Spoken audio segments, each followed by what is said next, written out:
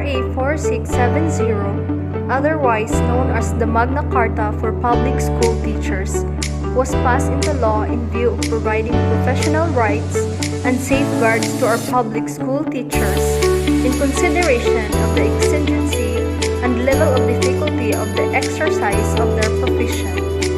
The Magna Carta for Public School Teachers, otherwise known as the Republic Act No. 4670, was envisioned to provide programs for the promotion and improvement of the well-being and economic status of public school teachers. For teachers of the secondary schools, bachelor's degree in education or its equivalent, with a major and a minor, or a bachelor's degree in arts or science with at least 18 professional units in education.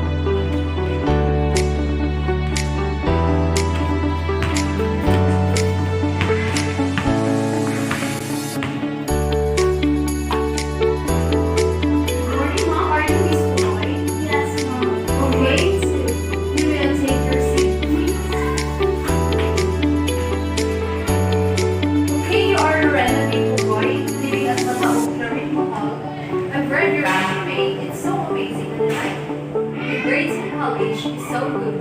What position are you applying for? I heard that you are looking for a mathematics teacher, ma'am, and I want to apply for that position. Okay, yes, you are correct. We are hiring a Bachelor of Secondary Education major in mathematics. Do you think that you are qualified for that position? Yes, ma'am, because I am a graduate of UC major in mathematics and a lit passer and have a 1-year experience at Clarine High School. And career, recruitment and qualification.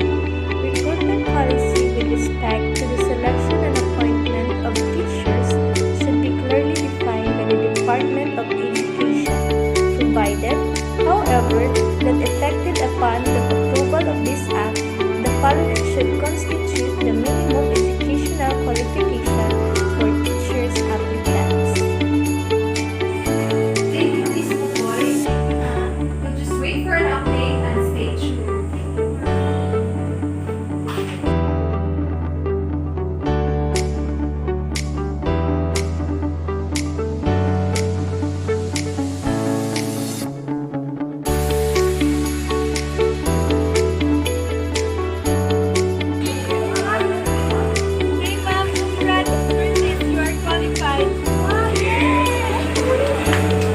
Hours of work and remuneration.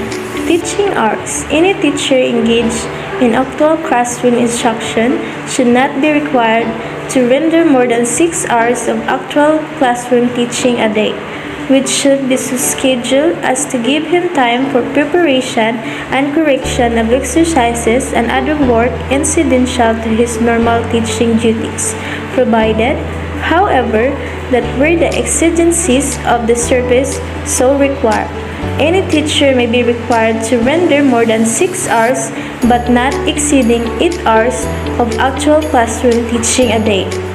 Upon payment of additional compensation at the same rate as his regular remuneration plus at least 25% of his basic pay.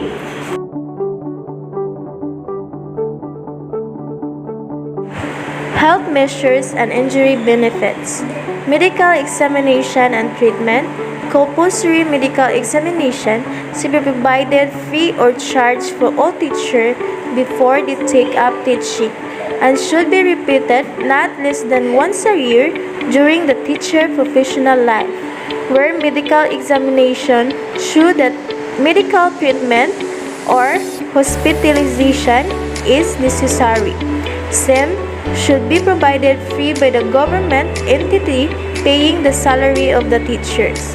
In region where there is scarcity of medical facilities, teacher may obtain elsewhere in the necessary medical care with the right to be reimbursed for their traveling expenses by the government entity concerned in the first paragraph of this section. Compensation for injuries. Teachers should be protected against the consequences of employment injuries in accordance with existing laws. The effects of the physical and nervous strain on the teacher's health should be recognized as a compensable occupational disease in accordance with existing laws.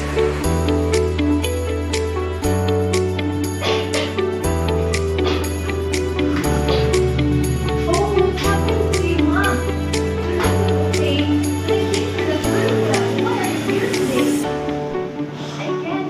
It's okay, Mom Rose. I've done my work with the students. I don't want to leave them and not teach them music. Take care of them. I love them to learn. Nah, it's okay, Mom Robelia. The students will understand. And the most important thing is for them to learn the rest of their Leave and retirement benefits. Indefinite leave. An indefinite sick leave of absences shall be granted to teachers when the nature of the illness demands a long treatment that will exceed 1 year at the least. Teachers' organization. Freedom to organize. Public school teachers shall have the right to freely and without previous authorization both to establish and to join organizations of their choosing, whether local or national, to further and defend their interests. Discrimination against teachers prohibited. The rights established in the immediately preceding section shall be exercised without any interference or coercion.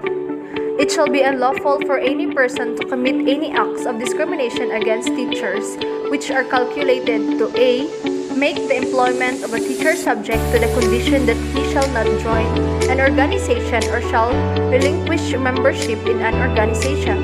B.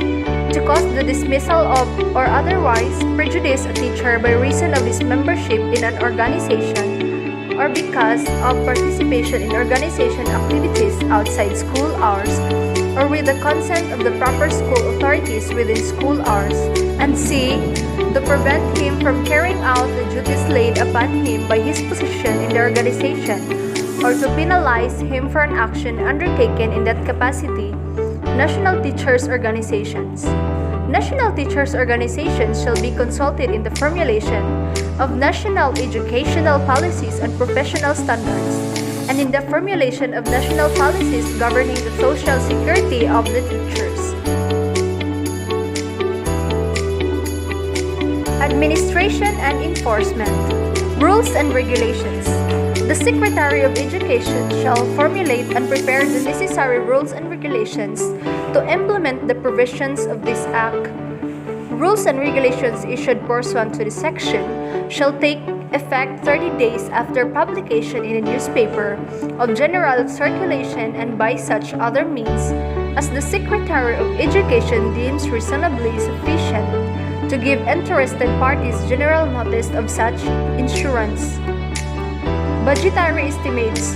The Secretary of Education shall submit to Congress annually the necessary budgetary estimates to implement the provisions of the Act concerning the benefits herein granted to public school teachers under the employ of the national government.